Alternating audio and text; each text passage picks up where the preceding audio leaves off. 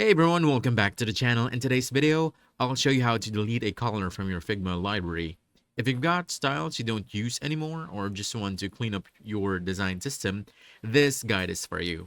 So let's jump right in. First, you want to open your browser and go to figma.com and log into your account.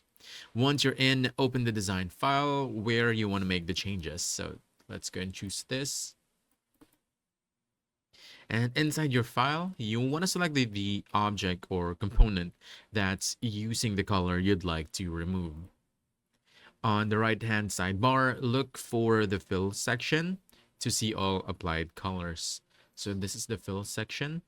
And if you've been using saved color styles, you'll see them listed here. Just locate the one you no longer need. Now, depending on Figma's interface, you can either right-click the color swatch or simply click this remove icon to remove it. And let me go ahead and show you.